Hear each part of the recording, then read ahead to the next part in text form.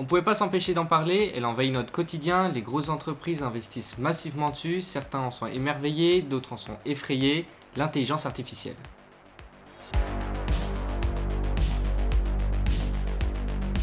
Bon, à moins que vous viviez seul dans une grotte, coupé d'internet, que vous ayez 95 ans et que vous ayez jamais vu de film de science-fiction, vous devriez savoir ce que c'est.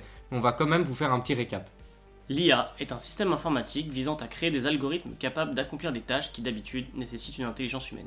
Il existe plusieurs types d'IA, mais les tâches les plus courantes incluent la reconnaissance de la parole, la création d'images, la traduction automatique, la résolution de problèmes ou enfin la prise de décision. L'un des principaux moyens pour créer des systèmes d'IA est l'apprentissage automatique, ou machine learning en anglais.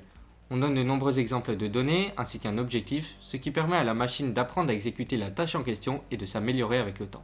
Est-ce que vous saviez qu'au cinéma, on utilise depuis longtemps l'IA pour planifier ce qui serait un film rentable à réaliser et qui ferait une bonne audience? Par exemple, Scriptbook, une entreprise belge, est l'une des premières à créer une application qui prédirait le succès d'un film simplement en lisant son scénario. Leur logiciel permet également d'analyser la sympathie d'un personnage. Par la suite, même la Century Fox a avoué utiliser un programme d'IA pour aider à examiner les bandes annonces avant leur sortie et déterminer le box-office au premier week-end avec une précision de 75%.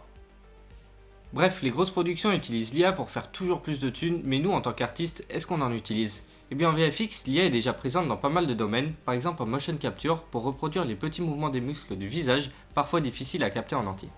It's pretty amazing, right? Ou alors tout simplement pour aider le logiciel à placer un rig sur un modèle 3D en fonction de sa morphologie.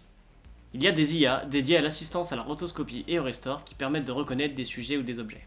L'option, qui pourrait le plus parler au grand public pour les utilisateurs de Photoshop, c'est sélectionner un sujet qui permet de détourer des personnages facilement en détectant des visages dans l'image. Les complotistes en seront ravis, cette technologie a été développée à partir de systèmes de sécurité gouvernementaux et privés. Toujours sur Photoshop, on a l'outil remplissage après le contenu qui utilise une IA pour remplir une sélection automatiquement avec le contenu qui l'entoure. Il permet de remplacer rapidement le contenu d'une zone sélectionnée sur une image avec des textures ou des motifs similaires. En voyant comment les IA s'améliorent à vitesse folle et que de nouveaux plugins sortent presque chaque semaine, on pourrait s'imaginer que d'ici quelques années, la plupart des tâches seront automatisées. Mais réellement, on sait quels domaines seront les plus impactés et dans quelle mesure. La rotoscopie va subir un gros coup de pouce, il faut dire que cette tâche est très fastidieuse et ralentit beaucoup les pipelines. Le tracking aussi sera amélioré, on en voit un exemple parfait avec les filtres sur Instagram ou Snapchat qui donnent des résultats très avancés et bluffants. Certains logiciels de tracking basés sur des bases de données de visage vont automatiquement repérer les formes qui leur sont familières et améliorer la précision. On voit aussi de nouveaux algorithmes permettant de récupérer l'étalonnage d'une séquence, de l'appliquer sur un autre plan, une sorte d'alternative au LUT. Ou encore, on a pu voir les débuts d'un plugin permettant de générer une map de ZDEF, de profondeur de champ donc, à partir d'un simple rush. Une aubaine donc pour les petites productions, ou tout simplement pour les réalisateurs qui souhaiteraient modifier le focus en post-prod. C'est assez difficile d'imaginer quelles seront les innovations exactes, mais cela nous donne une perspective très intéressante. Beaucoup de personnes mènent une vraie guerre à l'utilisation de ces nouveaux outils. Ils ont une vision du monde du cinéma limitée uniquement à ce que l'être humain est capable de faire de ses propres mains et de sa propre créativité, un avis que l'on respecte totalement. Un exemple pourrait être ce mouvement qui a fait beaucoup de bruit ces derniers mois sur ArtStation, où les gens postaient cette photo en signe de protestation contre la publication d'images générées par l'IA sur la plateforme. Cela dit, on pense qu'il faut essayer de ne pas voir l'intelligence artificielle comme un ennemi. Il ne faut pas la combattre, mais il faut essayer d'assimiler au mieux ces logiciels et plutôt voir ça comme un assistant ou une aide qui optimise notre travail et pas comme quelque chose qui le remplace. En plus de ça, toutes les IA utilisent des bases de données créées par des humains. La direction artistique est donnée par des coordinateurs et des producteurs qui demanderont toujours une modification à l'image pour obtenir un résultat final. La patte artistique d'un être humain est donc au centre de chaque création.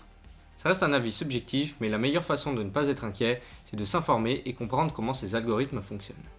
En somme, l'IA peut offrir des avantages considérables pour l'industrie des VFX, en termes de productivité, qualité et compétitivité.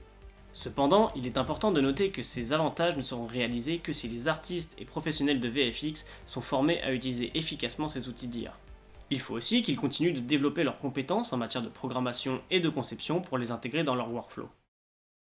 Merci d'avoir regardé la vidéo, on espère avoir éclairci certaines de vos questions, que maintenant vous verrez les IA d'un angle différent, et on vous dit comme d'habitude à la prochaine pour une nouvelle vidéo.